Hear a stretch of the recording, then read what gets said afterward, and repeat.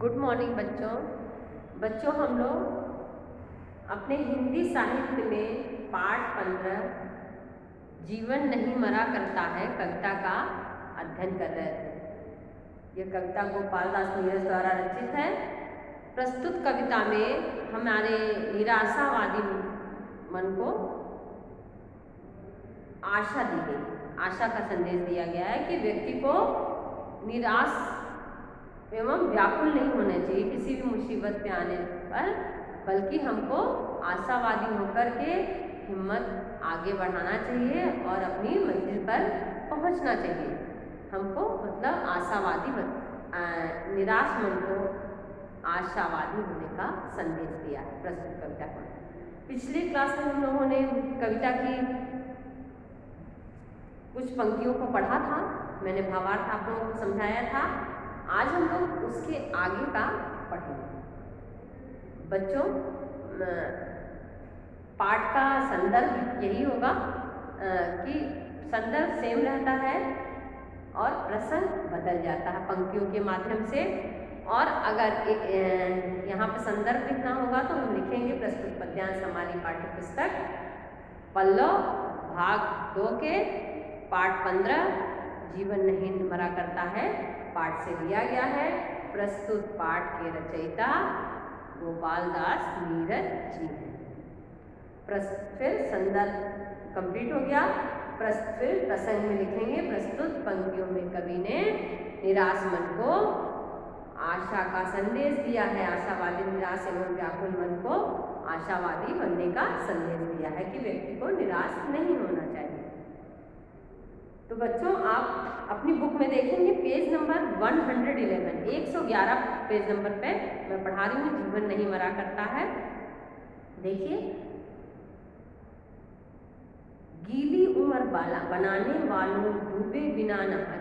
ऊपर हम लोगों ने पढ़ा था ना, छिप छिप अश्रु बहाने वाले मोती व्यर्थ लुटाने वालों, कुछ सपनों के मर जाने से जीवन नहीं मरा करता है। यानी अगर किसी को कोई कष्ट है, दुख है, किसी तरह कोई तकलीफ पहुंच गई तो छुप छुप कर आंसू बहाना, और आंसू मतलब मोती उसको बोला है, आंसू रूपी मोती को बहा देना, लुटा देना, और ऐसा नहीं करना चाहिए। ऐसा नहीं कुछ सपना मर गया, जो हम सपना देखे थे, हम सोचे थे, ये नहीं हुआ तो हमारा जीवन खत्म हो गया है। अगर वो मेरी इच्छा पूरी नहीं हुई तो अभी जीवन मेरा समाप्त नहीं हुआ है। हम अपना मंजिल या अपनी इच्छा को आगे हम पूरी कर सकते हैं अगर चाहें तो इसलिए अपने छुप छुप कर कष्ट में छुप छुप कर मोती रूपी आंसू को नहीं बहाना चाहिए, और यह नहीं सोचना चाहिए कि कुछ सपना हमारा टूट गया है तो हम आगे सपना देखना छोड़ दें या हमारा सपना पूरा नहीं होगा, ऐसा ना मन में माने। जीवन आपका समाप्त नहीं हुआ है, केवल सपना ही पूरा नहीं हुआ है, सपना ही मरा है। सपना क्या है नैन से इस पर सोया हुआ। फिर ये बोले सपना क्या है, ये तो हम सोते हैं, मेरे आँख का पानी है, ठीक है। और टूटना उसका जो जागे कच्चे नींद में, और टूटना है उसका, सपना टूटता है तो ऐसा लगता है कि कच्ची नींद में कोई उठ गया है। यहाँ पर कच्ची नींद में उठने से भी सपना टूटना है, और दूसरा कि व्यक्ति समय से जग जाना, ठीक है, किसी काम को करने के लिए समय से उसको याद आ जाना कि हमको पढ़ना है, हमको ये करना है, तो समय से, तो सपना देखो, अगर समय से व्यक्ति जाग गया है तो वह सपना जो है पूरा कर लेता है। तो सपना आँख का पानी है, और टूटना है उसका जो जागे कच्ची नींद में वाली। उसका टूटना ऐसा है कि जैसे व्यक्ति कच्ची नींद में उठ जाता है, सपना टूट जाता है, उसी तरह उसको सपना टूटना समझे। ऐसा ना फिर सोएगा सपना देखेगा, उसी तरह व्यक्ति का सपना टूट गया है तो फिर जीवन है तो फिर प्रयास करेगा और अपने सपने को पूर्ण करेगा। गीली उम्र बनाने वालों डूबे बिना नहाने वालों, कुछ पानी के बह जाने से सावन नहीं मरा करता। यहाँ देखिए, गीली उम्र यानी कच्ची उम्र वालों के लिए कहा गया है। कच्ची उम्र मतलब जिसको अनुभव नहीं, अनुभवहीन व्यक्ति को। डूबे बिना नहाने, हमने कोई परिश्रम नहीं किया। डूबे बिना नहाना मतलब परिश्रम नहीं किया और फल की आशा करने लगे। तो जो परिश्रम नहीं किया और फल की आशा करने लगे वो ऐसा ना सोचें। और कुछ पानी के बह जाने से सावन, अगर सावन का दिन है, बारिश हो रही है, तो अगर बारिश में पानी बरस रहा है और बह गया, तो ऐसा नहीं है कि फिर पानी नहीं बरसेगा। सावन तो खत्म नहीं हुआ, सावन क्या खत्म हो जाता है? बारिश बरस गई तो सावन खत्म, फिर सावन नहीं आता है।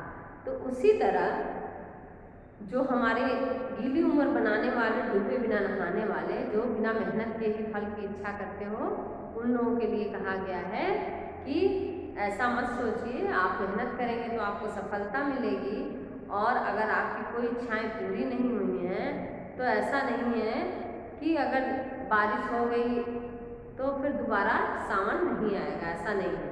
बारिश हो गई फिर भी सावन दोबारा आएगा ही आएगा। माला बिखर गई तो क्या है, खुद ही हल हो गई समस्या, आंसू गर नीलाम हुए तो समझो पूरी हुई तपस्या। माला बिखर गई तो क्या है, माला क्या है? हम अपने सपनों को माला रूपी, अपने सपना रूपी मोतियों को माला में पिरो के रख लेते हैं। यानी हम सपना देखते हैं कि ये करेंगे, ऐसा करना चाहिए, ये करना चाहिए, अपने अपने ख्वाबों को माला रूपी सपने में पिरो के रखे रहते हैं। तो कहते हैं माला बिखर गई तो क्या है, अगर हमारा सपना नहीं टूट गया। माला बिखर गया ना, मतलब जो हम सोच के रखे थे कि ये करेंगे, वो करेंगे, ऐसा होगा, वैसा होगा, अगर वो माला बिखर गई, सपना टूट गया, तो वही बोले माला बिखर गई तो क्या है, खुद ही हल हो गई समस्या। जब हमारा सपना टूट गया, हमारी सफलता नहीं मिली, तो क्या हो गया, खुद ही हो गई समस्या। यानी हम स्वयं जग गए, अब हम और तत्पर हो गए आस कि हमको इस कार्य को करना है।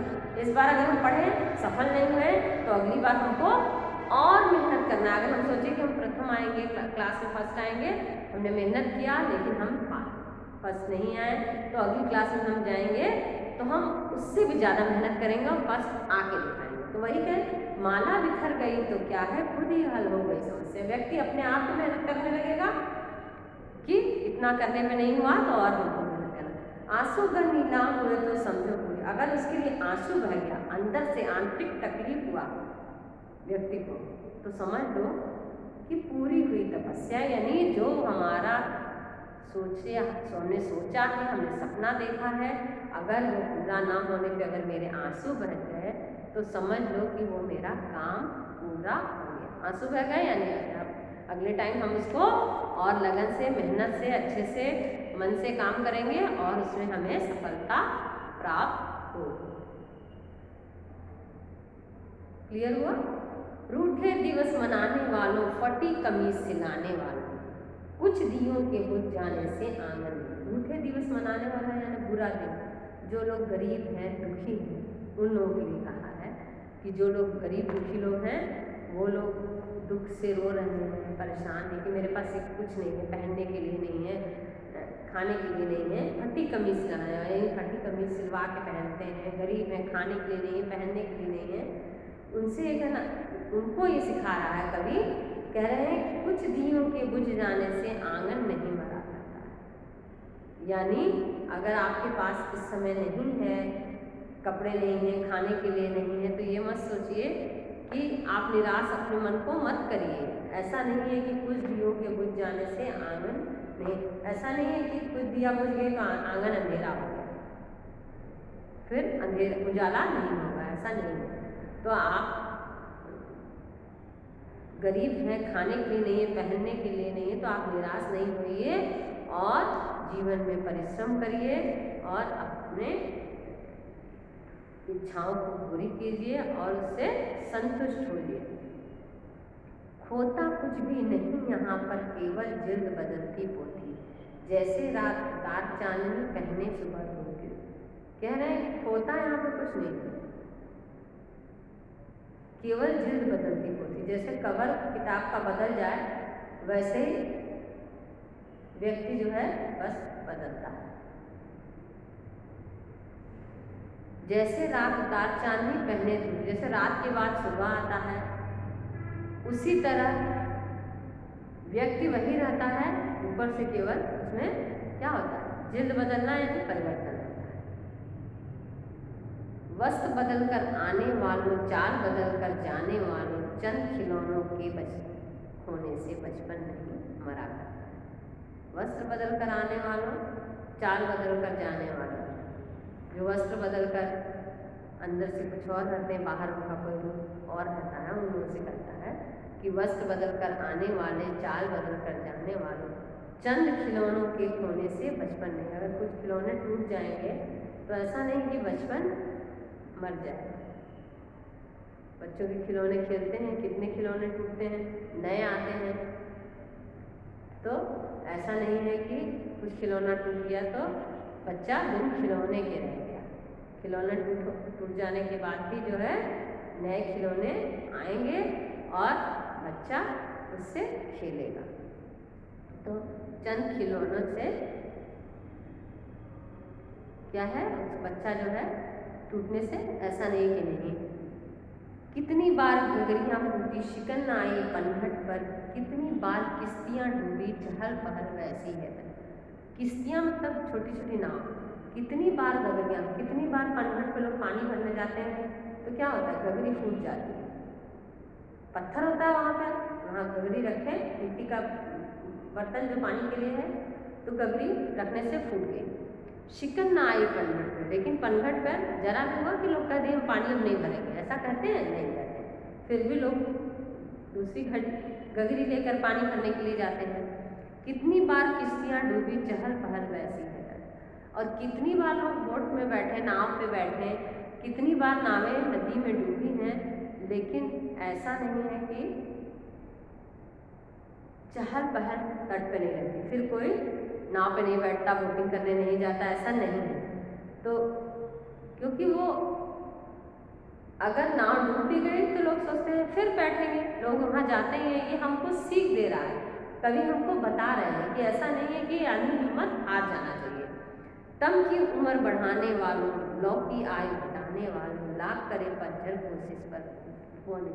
तम की उम्र मतलब अंधकार, अंधकार फैलाने वालों, और लौ की आयु घटाने वाले, रोशनी को कम करने वाले, जो कि चारों तरफ अंधकार फैलाते हैं और रोशनी को दबाते हैं। उनसे कह रहे हैं कि कितना भी लाख करे पतझड़ कोशिश पर, कौन कितना भी पतझड़ कोशिश करे, पतझड़ आता है फिर क्या होता है, फिर पतझड़ के बाद ऐसा मौसम बसंत आ जाता है कि फिर उपवन में हरियाली चारों तरफ आ जाती है। तो कितना भी कोशिश पतझड़ करता है, लेकिन पुनः उपवन में फिर से वही रौनक आ जाती है। तो उपवन मरता नहीं है कि उपवन में सन्नाटा हो गया, बगीचा, उपवन मीन्स बगीचा, कितना भी कोशिश करे पतझड़, लेकिन उपवन हरा भरा पुनः दिखाई देने लगता है। लूट लिया माली ने उपवन, लूटी न लेकिन गंध फूल की, तूफानों तक ने छेड़ा पर खिड़की बंद न हुई। लूट लिया माली ने, माली क्या है, फूलों को तोड़ कर ले जाता है, फूल बनाता है, माला उसका बोलता है, कुछ भी जो करता है।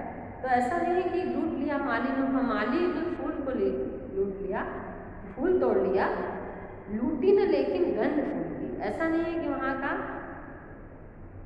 फूलों का गंध ले लिया, कि गंध खत्म हो गई हो, फूल खत्म हो गया। माली लूट या माली ने उपवन, लूटी न लेकिन गंध फूल की, तूफानों तक ने छेड़ा पर खिड़की बंद न हुई। कितना भी तूफान आए, हवा बहुत तेज चलती है पर खिड़की बंद नहीं होती। ठीक है, कितना भी तूफान आया, आगे चला गया, फिर खिड़की खुल गई। कितना भी तूफान आया तो खिड़कियां बंद नहीं होती। नफरत गले लगाने वालों, सब पर धूल उड़ाने वालों, कुछ मुखड़ों की नाराजी से दर्पण। नफरत गले लगाने वालों मतलब जो बुरी प्रवृत्ति हैं, जो दुश्मन बनाते हैं, लोगों को अपना दुश्मन समझते हैं, भेदभाव फैलाते हैं उनके, और सब पर धूल उड़ाने वाले, सबको पर इल्ज़ाम लगाने वाले लोग, सब पर धूल वाला मतलब सब पर इल्ज़ाम लगाने वालों, कुछ मुखड़ों की नाराज़गी से दर्पण नहीं बनता। कुछ लोग नाराज़ हो जाएंगे अगर हमारे पर इल्ज़ाम लगाएंगे, हमको धोखा देंगे या परेशान करेंगे, तो ऐसा नहीं है। कुछ मुखड़ों के मर जाए, कुछ मुखड़ों की नाराज़गी से दर्पण नहीं। कुछ लोग नाराज़ हो जाएंगे तो दर्पण नहीं मर जाएगा। ठीक, लोग नाराज़ हो गए, हमारे मुँह नहीं देख रहे हैं, दर्पण मर गया। इस तरह अगर आपसे कुछ लोग नाराज़ हो गए हैं किसी वजह से, तो आप ये मत सोचिए कि हमारे ऊपर धूल उड़ा रहे हैं, हमको इल्जाम लगा रहे हैं और हमसे नाराज हैं तो हमको दूसरा कोई नहीं मिलेगा, ऐसा नहीं है। आज ये नाराज हुआ, कल वो दूसरा मेरा मित्र होगा, तो ये क्रम हमेशा चलता रहता है। तो इसलिए कवि ने यहाँ पे बताया है कि हमको अपने जीवन रूपी मार्ग पर चलते हुए बहुत ही मुसीबतों को, कष्टों को, तरह तरह के लोगों को फेस करना होता है। तो इससे हमको, अगर हमें इस मंजिल पर चलते हुए जीवन रूपी मार्ग पर अगर मुसीबतें आए, परेशानी आए, कष्ट आए, तो उसको हमको सहना चाहिए और उससे उबरने का प्रयास करना चाहिए। निराश नहीं होना चाहिए, आशावादी होकर के अपनी मंजिल को आगे बढ़ाते रहना चाहिए। बच्चों, हम लोग आज इस कविता को पढ़ लिए, ठीक है। कल यानी नेक्स्ट क्लास में हम लोग एक बार फिर से इसको पढ़ेंगे, उसके बाद हम लोग अभ्यास के प्रश्नों को हल करेंगे। धन्यवाद।